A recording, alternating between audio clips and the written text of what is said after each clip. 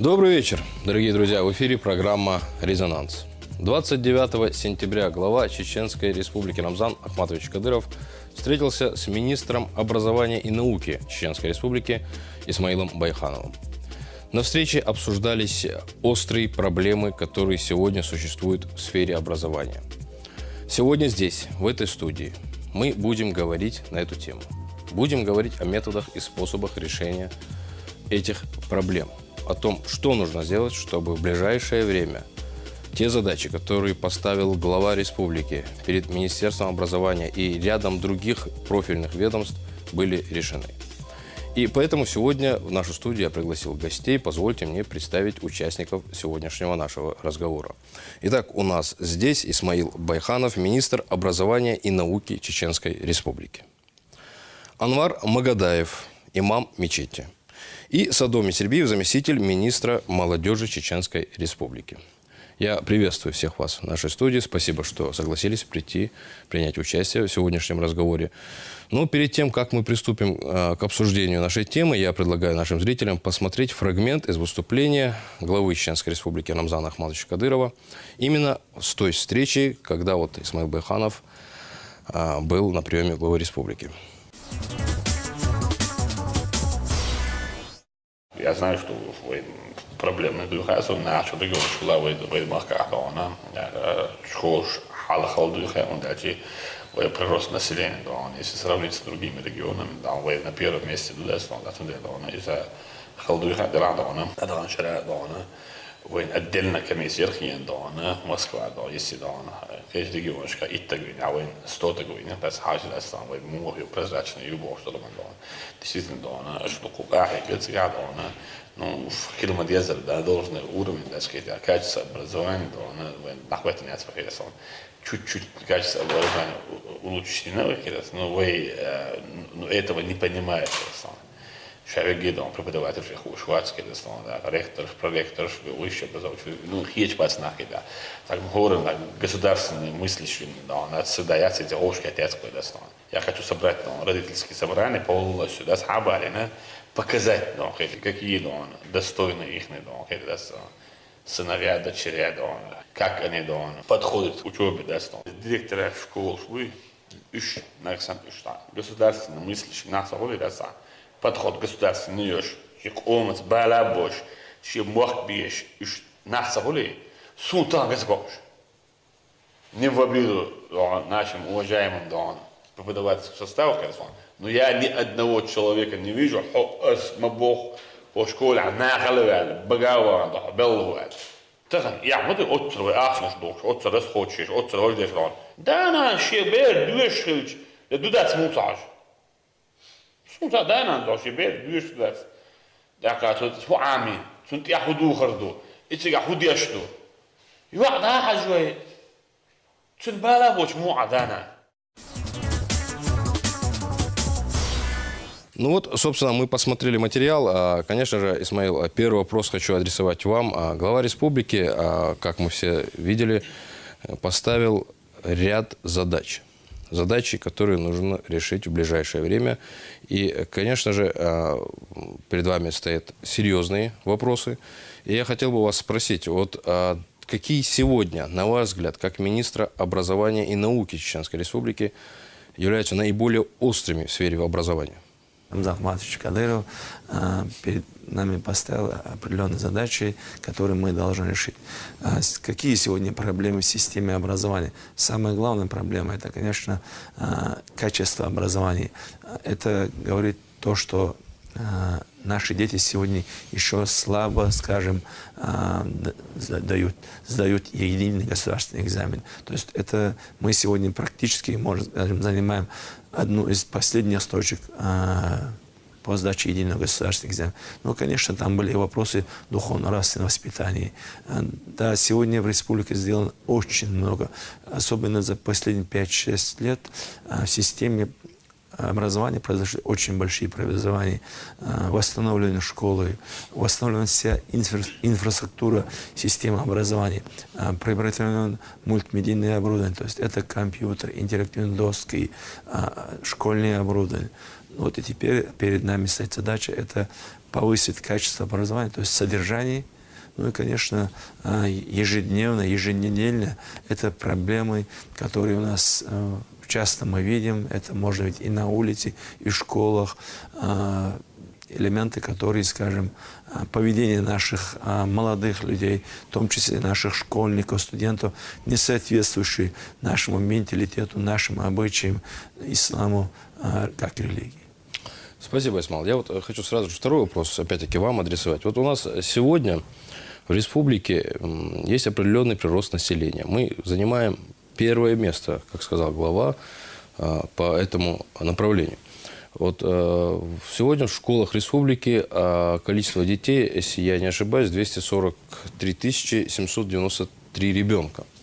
Но это где-то более на 11 тысяч более, чем в прошлом году. Да? Это цифры статистики. Это, конечно же, очень радует. Это говорит о том, что сегодня в Чеченской Республике очень правильная социальная политика выстроена. Но, тем не менее, этот вопрос рождает и ряд проблем.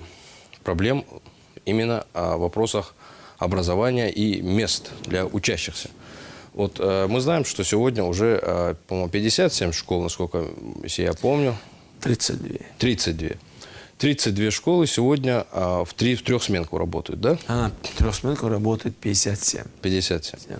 Вот, это говорит о том, что сегодня острая нехватка определенная наметилась именно по количеству мест для учащихся. Посадочных мест. Да. Так, вот что нужно для этого решения? Конечно, в первую очередь приходит на ум на то, что нам нужно большее количество школ. Да? Это, соответственно, это нужно большее количество преподавателей. И тут опять-таки встает вопрос о качестве образования. Как раз для этого и делается, я сейчас озвучил 32, вот в 2014, 2015, 2016 году в республике будут введены 32 новые школы. Это будут самые современные школы со всеми соответствующими инфраструктурой, то есть как раз, и вот это как раз проблема трехсменки. Ну, как мы с вами уже озвучили, 57 школ, а мы говорим про 32.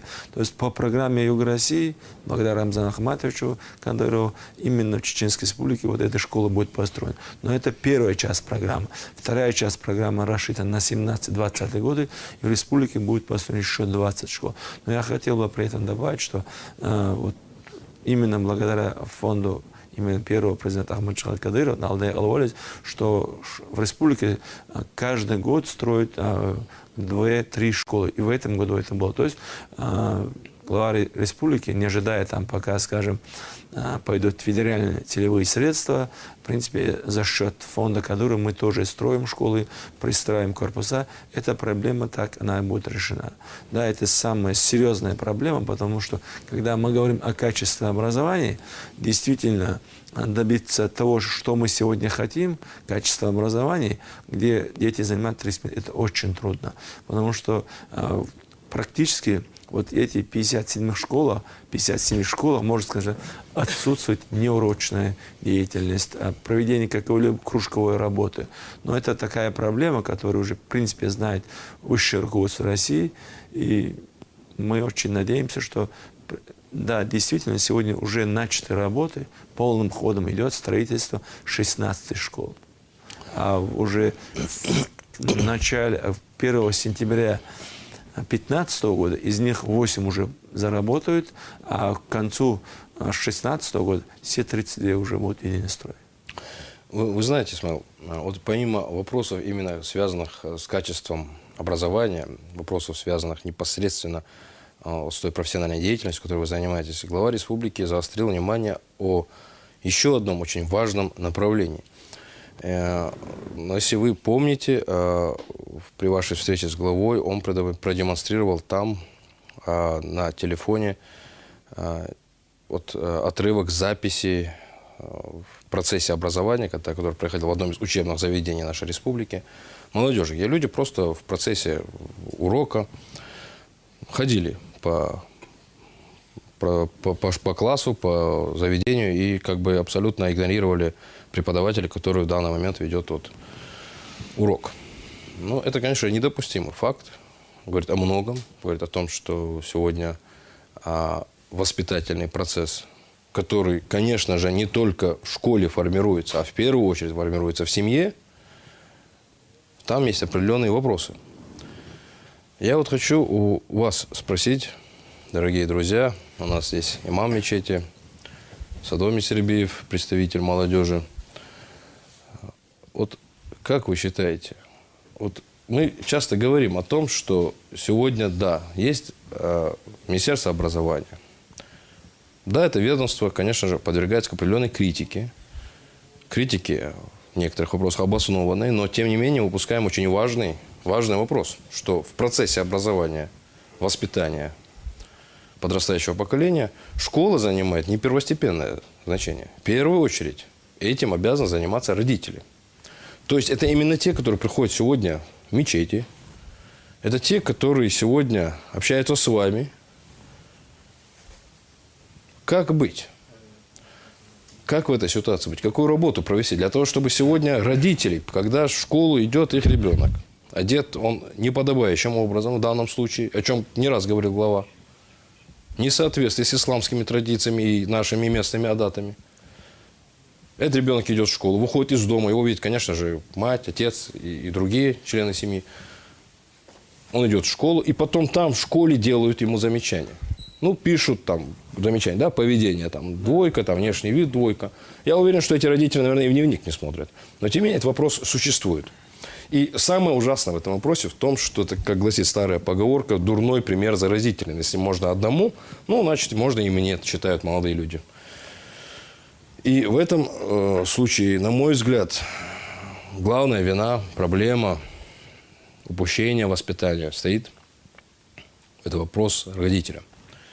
На сегодняшний день, как имам мечети, как богослов, мы читаем проповеди на духовно-нравственном воспитании и прихожанством мечети, на утренних и вечерних намазах и на джума-намазе. И у нас редко проходят дни, чтобы мы не ходили в вузах, в школы, садики, университеты, институты. Мы туда ходим, нас туда приглашают. Нас туда приглашают, и мы разговариваем с студентами, говорим об исламе,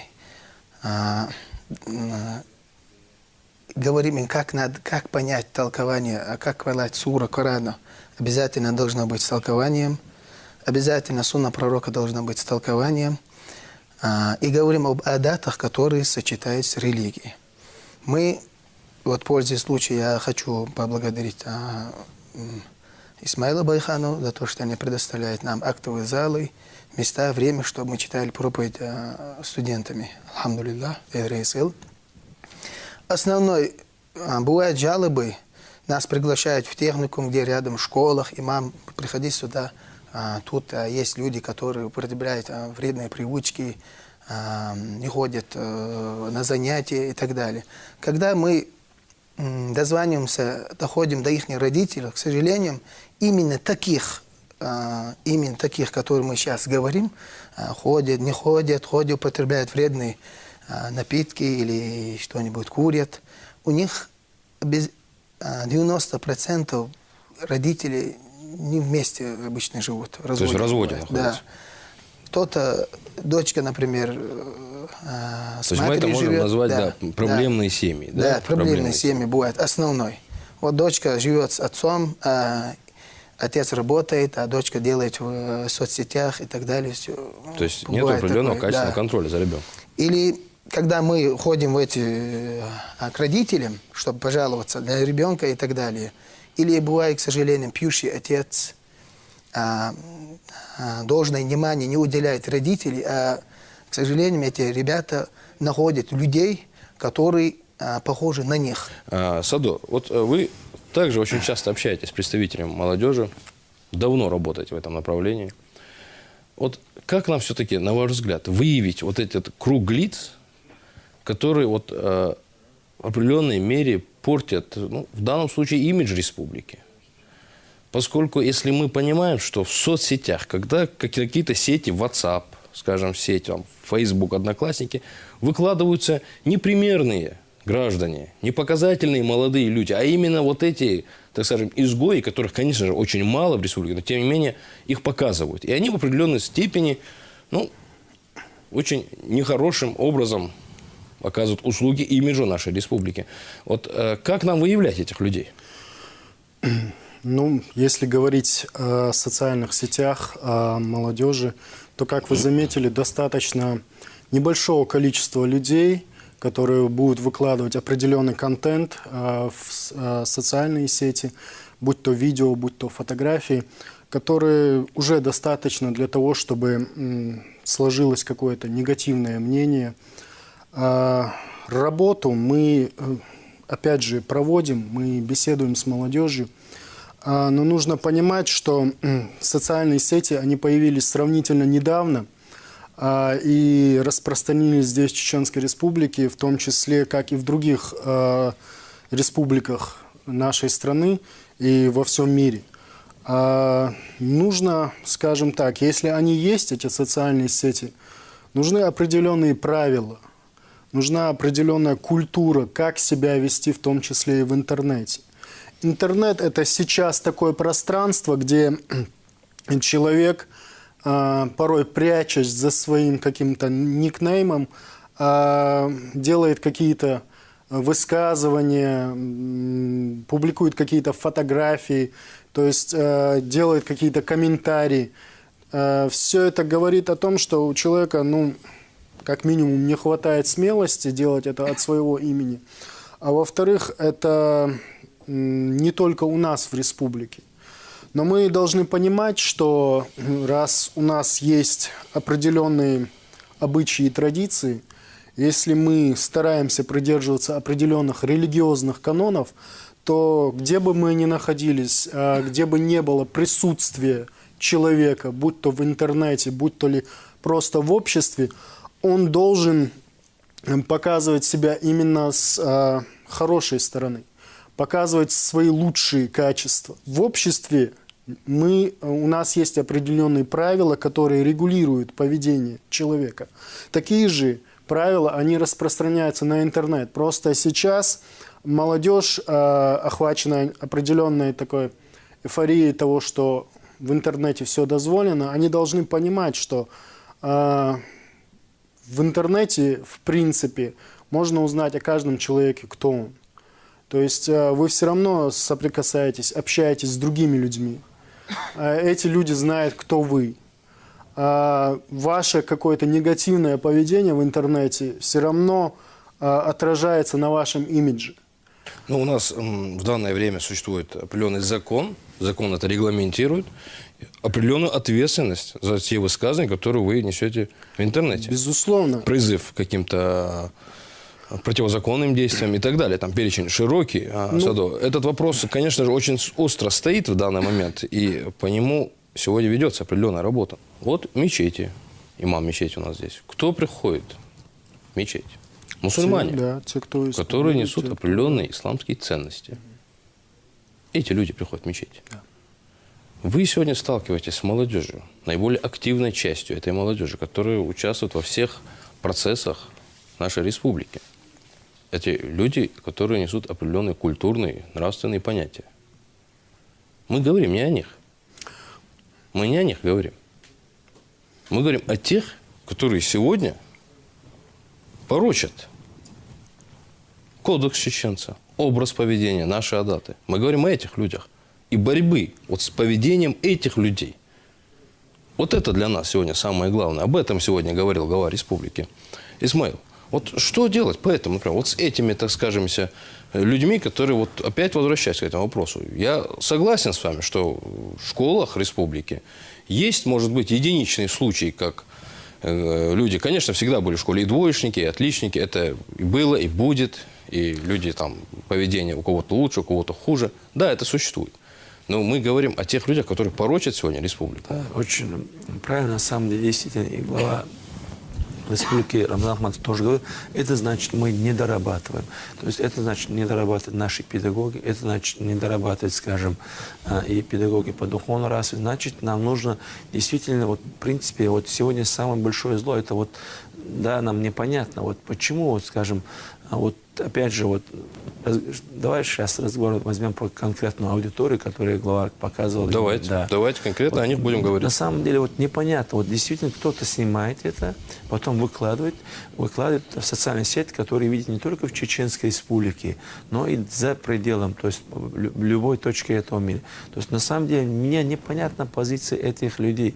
Сегодня, учитывая вот эти все эти моменты, на самом деле именно вот в духовно-нравственном воспитании нужно работать не только, скажем, в школе, но нужно работать и с родителями, целым сообществом на самом деле. То есть более тщательное взаимодействие именно с родителями. Потому что сегодня школа не может работать так, как работал, скажем, лет 20 назад, как в Советском Союзе, когда был определенный идеология. Сегодня мы живем в другой стране, и поэтому слава Всевышнему, что все-таки же благодаря Рамзану Ахматову, что у нас в школах уже почти несколько лет работают именно люди, которые имеют и высшее духовное образование, и светское образование.